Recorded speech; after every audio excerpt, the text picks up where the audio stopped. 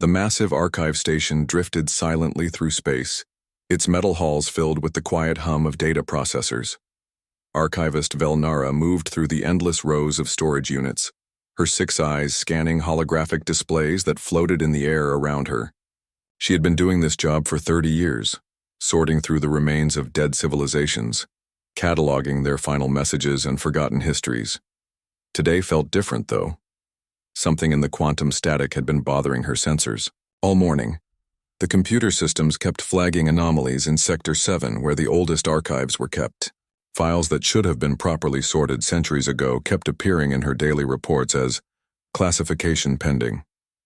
Velnara's species, the Kethmar, were natural archivists. Their multiple eyes could process dozens of data streams at once, and their minds could hold vast amounts of information without confusion. This made them valuable to the Galactic Council, who needed someone to make sense of the mountains of data left behind by extinct species. She floated over to the Sector 7 terminals and began pulling up the problematic files. Most were standard stuff: trade records, population counts, resource surveys. But then she found something that made her pause. A cluster of files tagged with designations she had never seen before. Terra and human. The first file she opened contained images that looked strange. Bipedal creatures with only 2 eyes standing upright on 2 legs. They looked fragile compared to most galactic species, with no natural armor, no claws, no obvious weapons. But the technical specifications that accompanied the images told a different story. These humans could apparently survive in the vacuum of space for several minutes without protection. They could adapt to gravity ranges that would crush most beings or leave them floating helplessly. Their bodies could heal from injuries that would be fatal to other species. Most impressive of all, they could somehow function normally in atmospheric conditions that ranged from frozen wastelands to burning deserts. Velnara dug deeper into the files. She found military records that seemed impossible. These humans had fought wars across entire star systems using weapons that were primitive by galactic standards, yet they had won against technologically superior enemies time and time again. The tactical analyses described human soldiers who would fight for days without rest, who would charge into hopeless battles and somehow emerge victorious. There were engineering reports, too. Humans had apparently taken dead, airless rocks and turned them into garden worlds in just a few centuries. They had built cities in the hearts of gas giants and mining stations in the coronas of stars. They had done things that should have taken millennia and accomplished them in mere decades. But the most disturbing files were the most recent ones. 847 years ago, according to the timestamps, something had happened. The regular reports from human colonies had simply stopped. Not gradually, not with warning messages or distress calls, but all at once as if someone had thrown a switch. Velnara pulled up the official Galactic Council records from that time period. The report was brief and matter-of-fact. The human species has been declared extinct following the unexplained disappearance of all human colonies and homeworld Terra. No survivors located, no wreckage recovered. Cause of extinction unknown. But as Velnara studied the quantum signatures embedded in the final human transmissions, she began to see a pattern that the original investigators had missed. The energy readings were unusual, but not random. They suggested massive coordinated movement, not destruction. It looked less like a species dying and more like a species leaving. She ran the data through advanced analysis programs that had been developed centuries after the original investigation. The results made her primary heart skip a beat. The quantum signatures were consistent with a civilization-wide exodus, not an extinction event. Every human colony, every space station, every ship had departed at almost exactly the same time. But where had they gone? And why? Velnara spent the next several hours diving deeper into the archives, looking for any clue about what might have driven an entire species to abandon their homes. She found fragments of human scientific reports discussing something they called the deep scans, long-range sensor sweeps of the galactic core. The reports were heavily corrupted, but she could make out references to something ancient and dangerous sleeping in the darkness between stars. The final intact human transmission was from a scientist named Dr. Kim Jae-won, sent from Earth just hours before the disappearance. The message was brief. The deep scans have confirmed our worst fears. We cannot fight what is coming with current galactic technology. We must find another way. Tell the archives that humanity has not fallen. We have simply gone to prepare for what must come.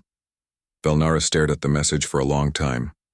If the humans had left voluntarily, if they had spent 8 centuries preparing for some unknown threat, then what did that mean for the galaxy? And more importantly, what had they been preparing for? She began copying all the human files to her personal storage systems. Something told her that the galaxy was going to need this information very soon. The archives spoke of Earth as a legend, but legends had a way of becoming reality when you least expected them. The news spread through the galactic communication networks like fire through dry grass.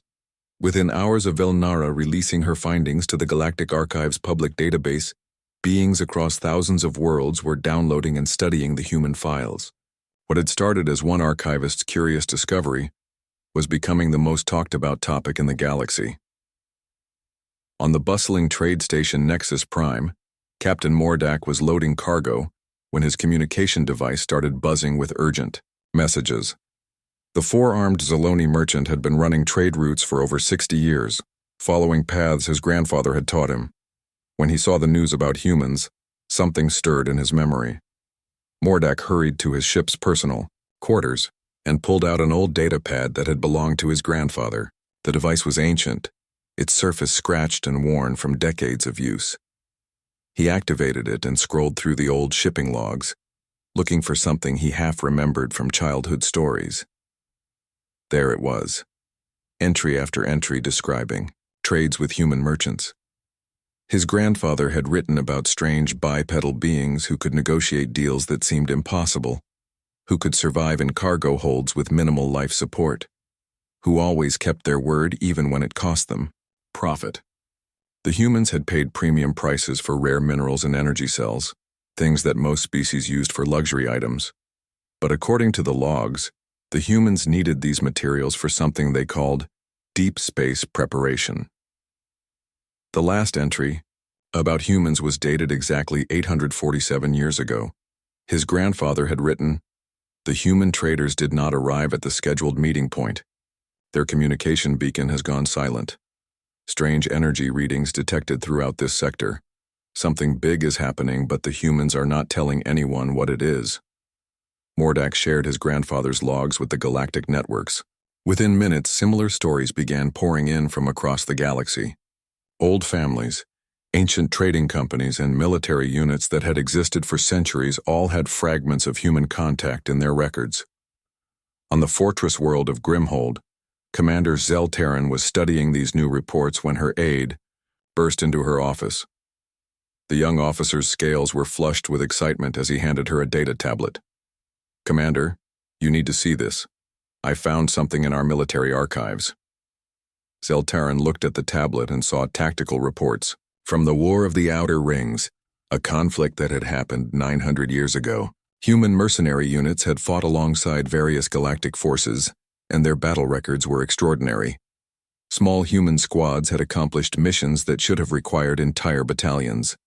They had survived in conditions that would have killed most soldiers, and they had used tactics that defied conventional military thinking.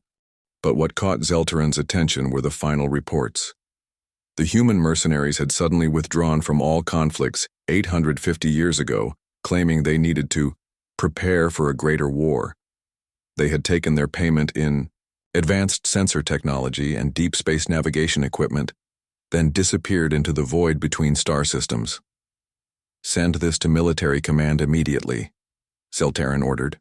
"If the humans spent 8 centuries preparing for war, we need to know what they were preparing to fight." Meanwhile, deep space monitoring stations throughout the galaxy were reporting strange phenomena. Sensor operators who had been tracking routine cosmic background radiation for decades were suddenly detecting anomalies. Energy signatures were moving through the dark spaces between star systems, following patterns that seemed almost deliberate. Station Chief Carlin on Deep Space Monitor 7 had been watching these readings for 3 days when she finally understood what she was seeing. The energy signatures were not natural phenomena. They were ship drives, but unlike any technology in current galactic databases, the signatures were moving in formation, heading toward inhabited space from the direction of the galactic rim. "How many contacts are we tracking?" she asked her sensor operator. The young technician checked his readings twice before answering. "At least 1,000, Chief. Maybe more. They're maintaining perfect formation, but they're still weeks away from the nearest inhabited system." Carlin felt a chill run down her spine. 1,000 unknown ships moving in perfect coordination could only mean one thing. Someone was coming, and they were organized. The Galactic Council convened an emergency session on the capital world of Centros. Representatives from hundreds of species gathered in the Great Assembly Hall, their voices creating a constant buzz of worry and speculation. Some argued for immediate military mobilization. Others insisted that contact should be attempted before any hostile action was taken. Council leader Thexmore called for order as new reports continued to flood in. Agricultural Worlds reported that their food production records showed massive unexplained purchases of preserved foods 8 centuries ago, all bought by human traders. Mining colonies found logs of humans buying raw materials for what they claimed were long-term survival projects. Even entertainment centers had records of humans downloading vast libraries of cultural data, as if they were preserving their civilization's entire history. The pattern was becoming clear. Humanity had not simply vanished. They had spent decades preparing for something, gathering supplies and resources, building toward some unknown goal. And now something was moving in the darkness toward the galaxy's inhabited worlds. As the Council debated their response, none of them noticed the subtle changes in their deep space sensors. The approaching signatures had begun to accelerate, and their formation was shifting into something that looked very much like a military fleet deployment.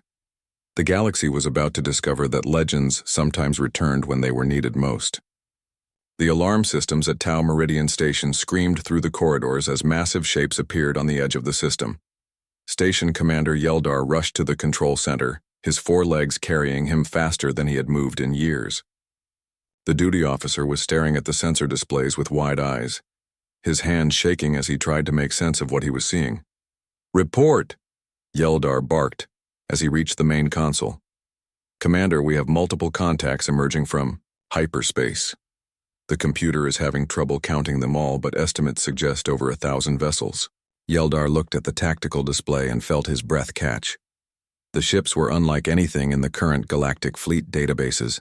They were huge, some nearly 2 kilometers long, but their design was completely different from modern vessels. Where current ships were sleek and elegant, these looked rough and practical. Their hulls were scarred and patched as if they had traveled through dangerous space for a very long time. "Sir, we're receiving a transmission on all frequencies," the communications officer announced. "Put it through," Yeldar ordered. The main screen flickered, and suddenly they were looking at a face that matched the archived images they had all seen in the news reports. A human, but changed. The being's eyes held depth that spoke of seeing impossible things, and there was a strength in the face that seemed carved by centuries of hardship. "This is Admiral Kim Tae-ho of the Terran Exodus Fleet," the human said, speaking perfect galactic standard. "We have been away for a long time, but we have returned home."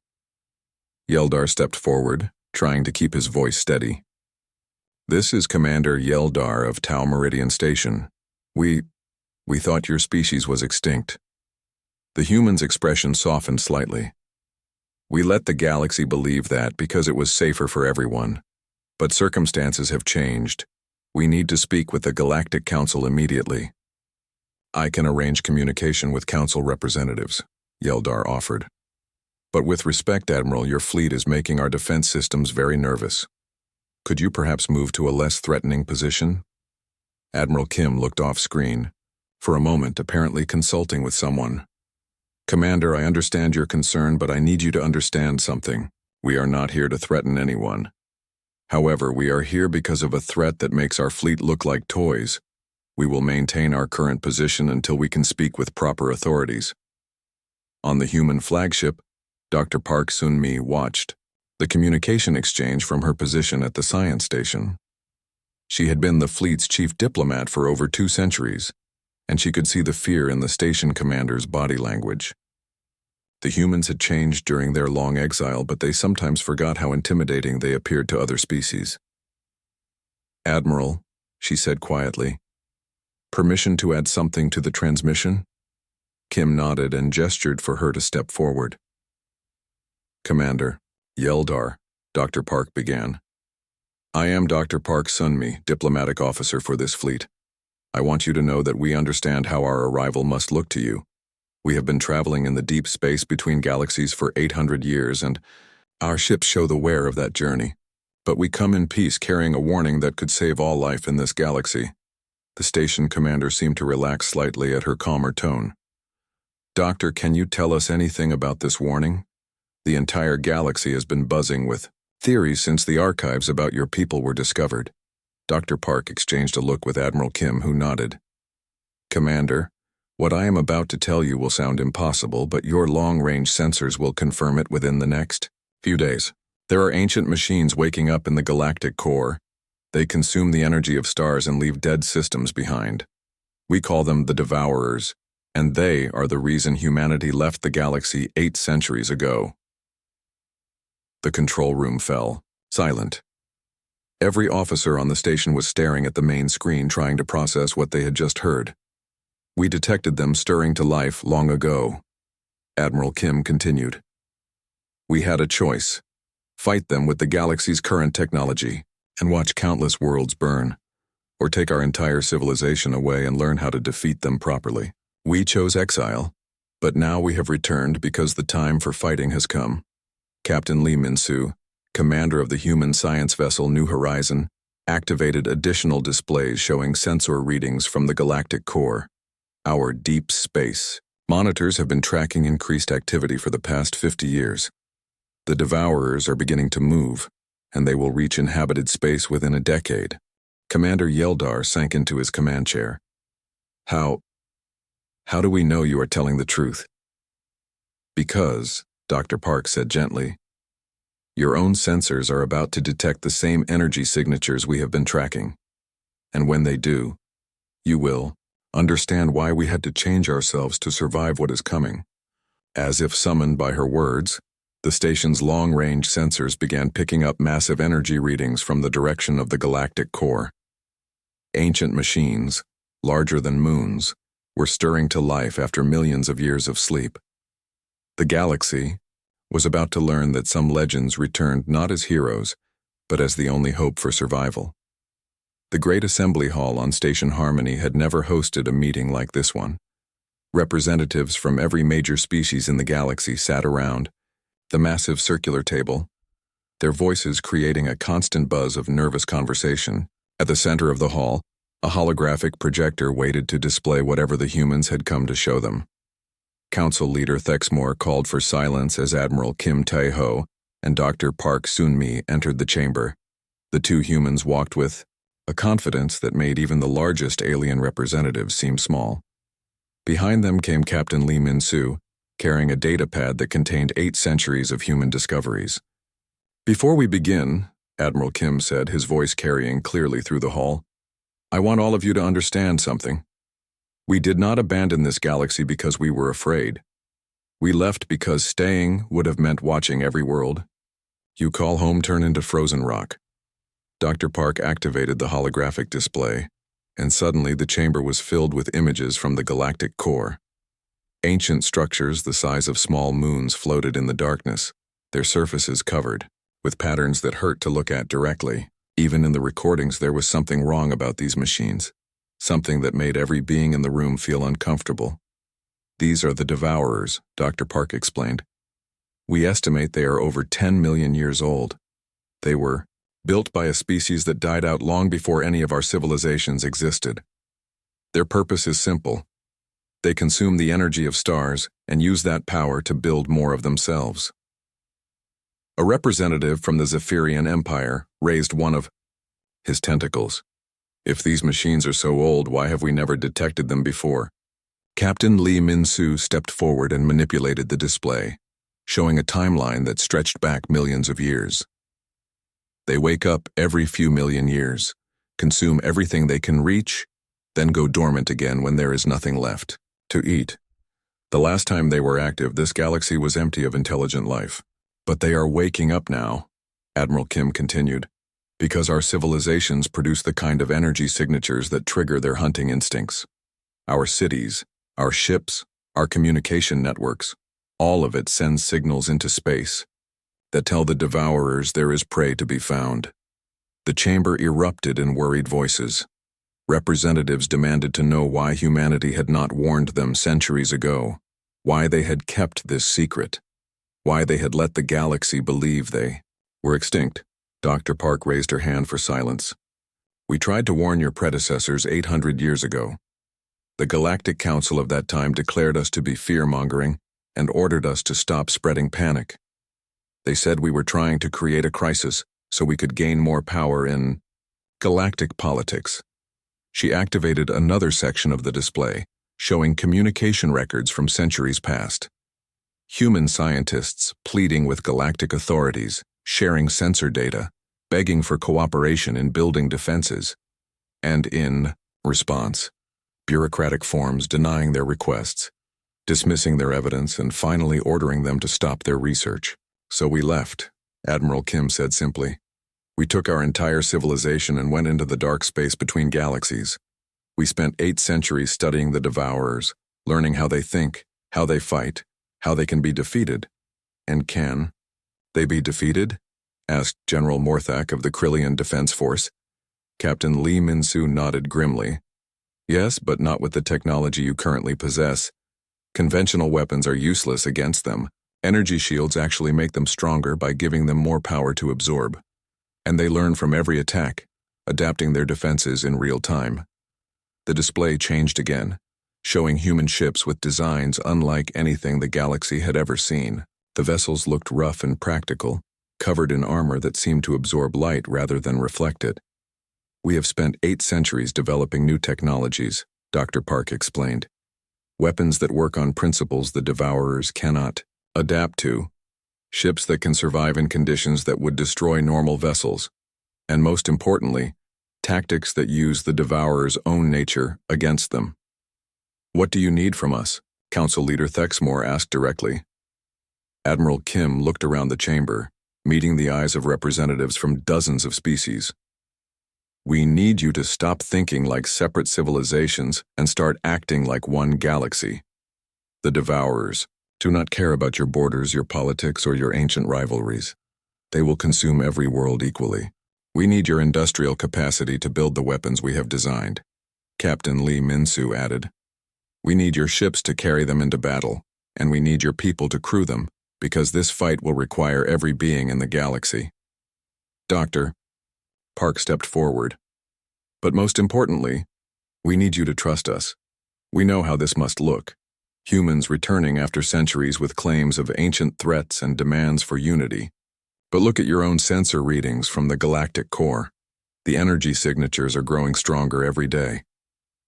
As if to emphasize her point, an aide rushed into the chamber and handed Council Leader Thexmore an urgent message. The leader's face darkened as he read it. The Deep Space Monitoring Station at Sector 12 has detected massive movement in the galactic core, he announced. Energy signatures consistent with what the humans have described. The chamber fell silent. Representatives who had been skeptical moments before now stared at the holographic displays with new understanding. Admiral Kim stood slowly. The devourers are coming. We estimate 10 years before they reach inhabited space. The question is not whether you believe us. The question is whether you are willing to do what it takes to survive. The first devourer emerged from the galactic core, like a nightmare, made real. It was the size of a small moon, its black surface, covered in patterns that seemed to move when no one was looking directly at them. As it approached the outer mining colonies, the stars around it began to dim, their energy being slowly drained away. Admiral Kim Tae-ho stood on the bridge of the Eternal Wanderer, watching the tactical displays as reports flooded in from across the galaxy. The United Fleet they had spent 3 years building was finally ready, but seeing the enemy in person made even his experienced crew nervous. All ships report ready, Admiral, reported Commander Park G1 from the communications station. Around them, vessels from hundreds of different species hung in space, their hulls gleaming with the new armor technology that humanity had shared. Sleek Zephyrian cruisers flew alongside bulky Krillian battleships, while small human vessels darted between them like protective escorts. Dr. Park, are the new weapon systems online? Kim asked. Dr. Park Sunmi checked her readings from the science station. All ships are equipped with quantum disruptors and void shields. The Devourers should not be able to adapt to these technologies. But remember, we have never tested them in real combat. The first engagement came at the edge of the Helios system. A single Devourer approached the combined fleet, moving slowly but steadily toward the inhabited worlds beyond. Captain Lee Min-soo commanded the science vessels from his ship, the new Horizon, coordinating sensor sweeps and tactical analysis. Target acquired, he reported over the fleet communications. The machine is scanning our formations, probably trying to understand our technology. All units, execute attack pattern. Alpha, Admiral Kim ordered. The battle began unlike any fight in galactic history. Instead of the bright energy beams and colorful explosions that marked normal space combat, the new human weapons created zones of absolute darkness where reality itself seemed to bend. The quantum disruptors did not fire energy at the Devourer. They removed energy from the space around it, creating holes in the fabric of the universe that even the ancient machine could not adapt to. The Devourer fought back with weapons that turned nearby asteroids into plasma and sent waves of destructive force that could crack planets. But the United Fleet had learned human tactics during their years of preparation. They did not fight like separate species protecting their own ships. They fought as one organism, each vessel supporting the others, sharing shields and coordinating attacks. The machine is adapting faster than our models predicted, Captain Lee reported as his sensors tracked the Devourer's defensive changes. It is learning to avoid the quantum disruptors. Then we switched to Plan Beta, Admiral Kim replied calmly. All human vessels prepare for ramming speed. All Allied ships maintain supportive fire. Dr. Park looked up from her station in alarm. Admiral, the ramming attack will destroy any ship that attempts it. I know, Kim said quietly. Signal the fleet. Any crew that wants to transfer to other vessels should do so now. But as the human ships prepared for their sacrifice run, something unexpected happened. The alien crews refused to abandon their posts. Captain Zeltaran of the Krillian battleship Iron Fist sent a message that was heard throughout the fleet. If the humans are willing to die for our worlds, then we will die alongside them. The combined ramming attack struck the Devourer with the force of a dying star. Ships from dozens of species crashed into the ancient machine, their crews shouting battle cries in languages that had never been heard together before. The Devourer's hull cracked, then shattered, its million-year-old systems finally failing under an assault it could not understand or adapt to. But victory came at a terrible cost. Nearly half the fleet was destroyed in that first battle, and the sensors showed dozens more Devourers moving through the galaxy. The war that followed lasted for 2 years. Battle after battle, the United Fleet fought against machines that had consumed entire galaxies. They lost ships, they lost friends, they lost entire star systems, but they also learned. Each fight taught them something new about their enemy, and each victory made them stronger as a united force. Captain Lee Min-soo, now promoted to admiral after several fleet commanders were lost in battle, coordinated the final assault on the largest Devourer nest in the galactic core. His mixed fleet of human and alien vessels moved through space that had been twisted by ancient technologies, fighting in conditions that should have been impossible.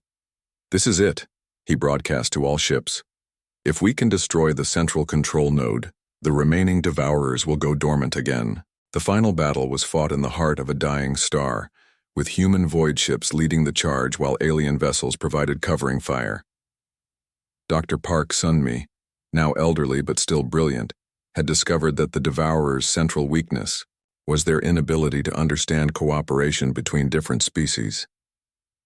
When the last control node exploded, sending shockwaves through hyperspace, the remaining Devourers simply stopped moving. Without their central intelligence, they became nothing more than dead metal floating in space. Admiral Kim Tae-ho, gray-haired and scarred from 2 years of constant battle, stood on the bridge of what remained of his flagship and watched the galaxy come alive again. Communication signals flowed between worlds that had learned to work together. Trade routes opened between species that had been enemies for centuries. The archives had once spoken of Earth as a lost legend. Now, children across the galaxy learned human names alongside the heroes of their own species. The echo of humanity's return had become a roar that would never be silenced.